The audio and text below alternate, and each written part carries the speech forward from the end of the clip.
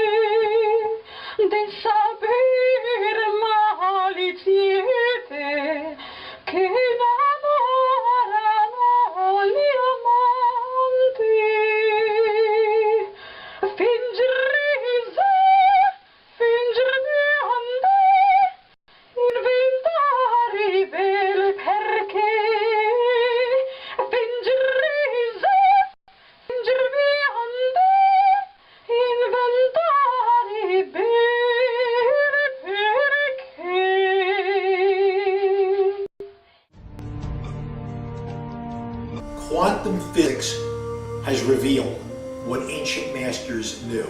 Matter does not exist.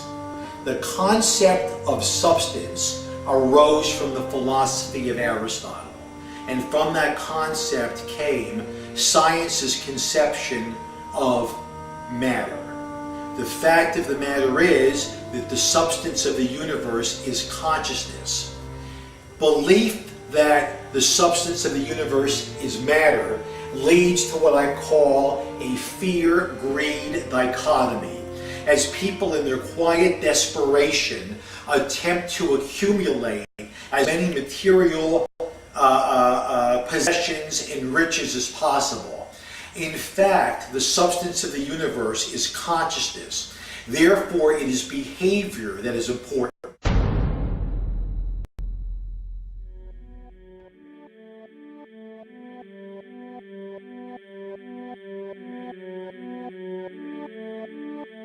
The daily life we perceive with our five senses is not reality. Quantum physics has shown that space and time are illusions of perception. Therefore, our bodies cannot truly be a reality if they occupy this space.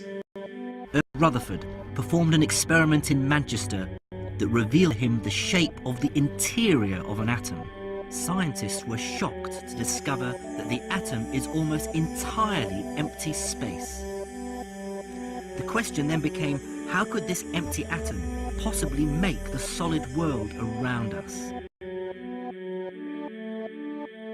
The blank matter within the most basic building blocks of perceivable existence is malleable and molded by intent. This means that consciousness shapes our reality. This seems difficult to accept for most, and it is quite understandable. In modern times, we are taught from an early age how to think rationally and tangibly. This is a very left-brain method of education, and it has more harmful effects than is given credit for. The left brain deals with logic, details, facts, patterns, practicality, science, and math. as the right brain deals with feeling, intuition, symbols, images, risk-taking, philosophy, and religion.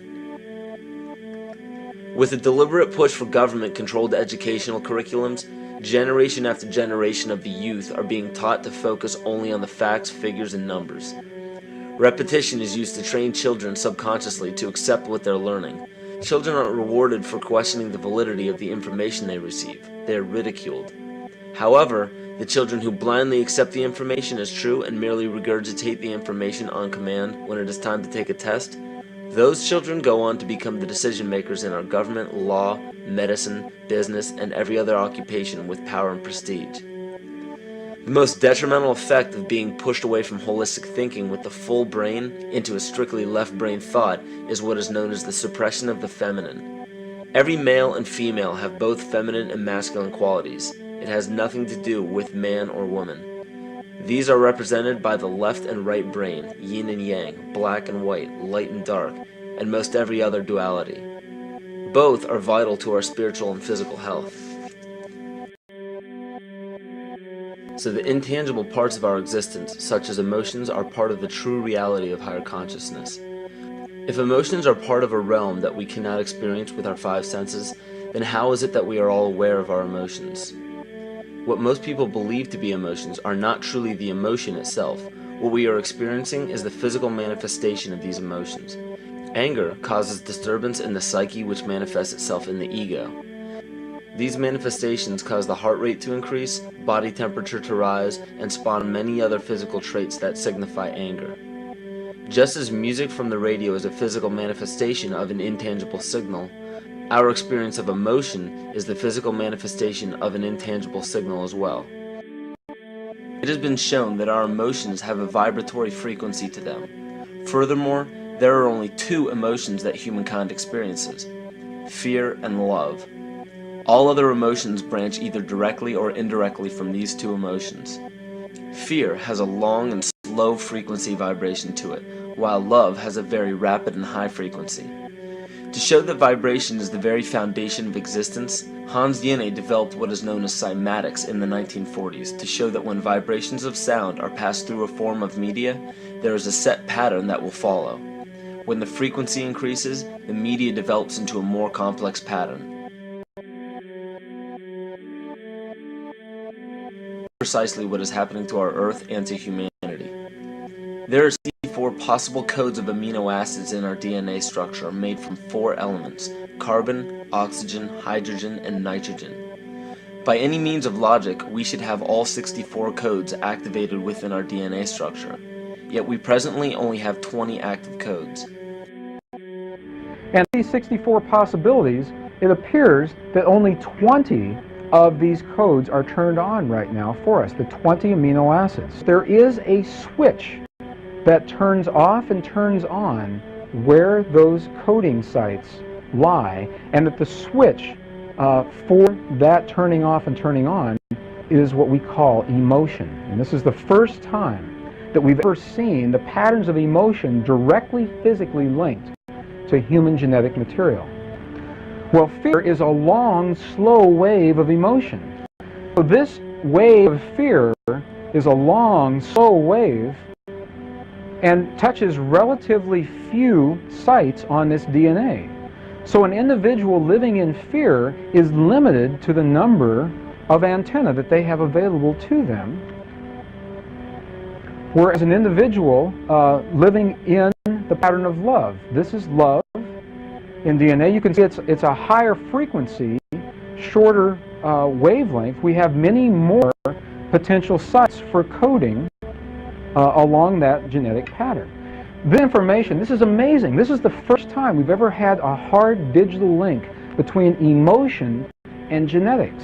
It's important to understand because another researcher named Vladimir Popanov measured tiny particles of light called photons inside a vacuum tube. The photons were scattered as expected. A sample of DNA was then entered into the vacuum tube and they measured the photons again. They found that the particles of light aligned themselves along the axis of the DNA. Then, as they removed the DNA sample, the photons remained aligned to the same form of the DNA even though no DNA was present. This is what is known as the phantom DNA experiment. Science now bridges a very important gap between physical and ethereal, or spiritual. Our emotions directly affect the structure of our DNA, which directly shapes the physical world we experience every day.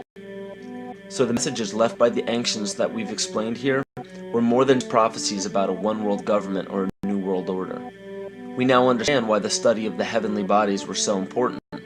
The rotation and orbit of all that makes up our universe serves as a clock to map changes and transitions. This helped the ancients understand that the change of the heavenly bodies were a mirror to the changes of all existence. These are hertz, frequencies, or cycles per second that the musicians can retune their instruments to play and experiment with. Why? Again, these are the Creator's musical scale, the original solfeggio, buried for 3,000 years in the Bible. So the ancient priests who knew how to levitate the huge stones for the building of the pyramids, and the Masonic knowledge that predated ancient Egypt, the ability to have this information, these frequencies, serve the function of creation, destruction, and miracles on behalf of the empowered people who had access to this knowledge. I say that because of this metaphor.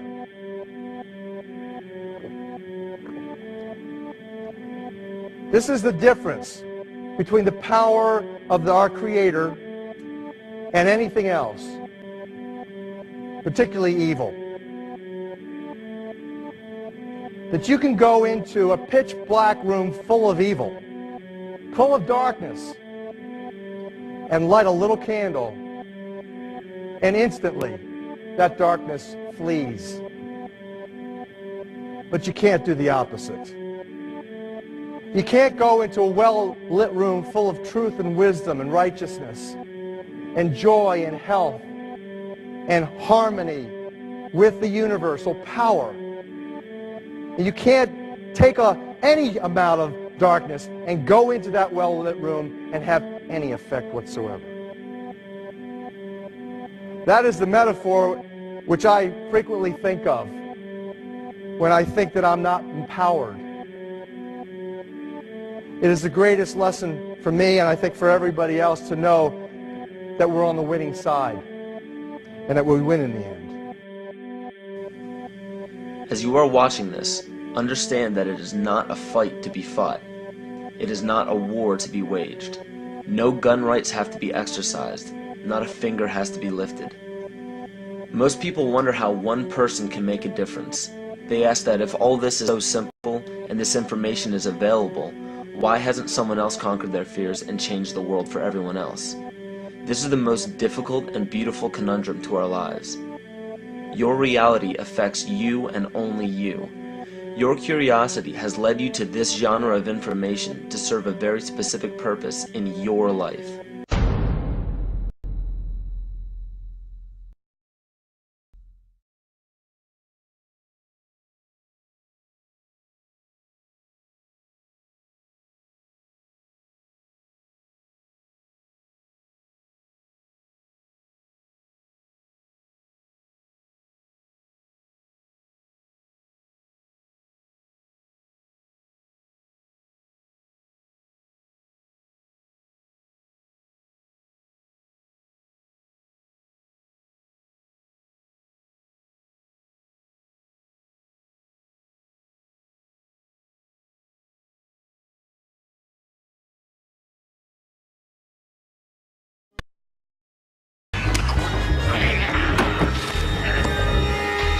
So who is in control? Huh? Are you? Am I?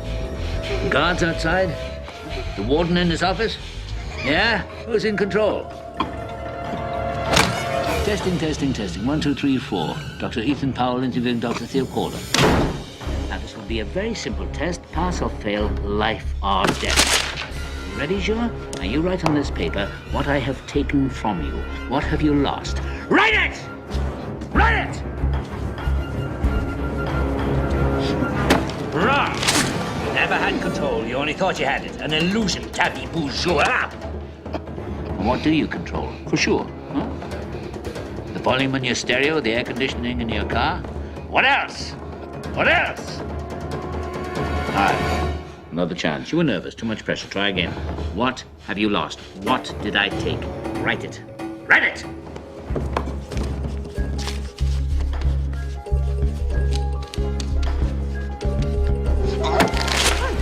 You're a fool, Juha. Do you think you were free? Where were you going at 2 o'clock today? Into the gym, right? In the morning, your wake-up call. In the middle of the night when you wake up sweating with your heart pounding. What is it that has you all tied up, Juha? Tied up in little knots? Is it ambition? Yeah. You're no mystery to me, boy. I used to be you.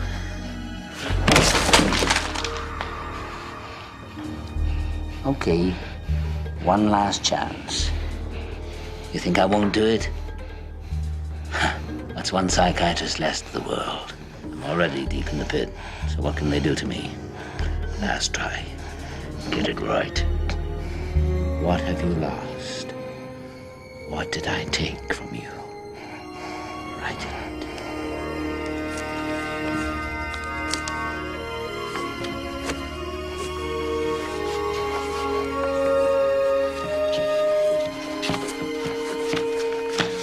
Yeah. Congratulations.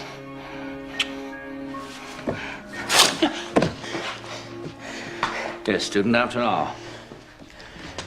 And you've lost nothing but your illusions and a little bit of skin. I want to finish this.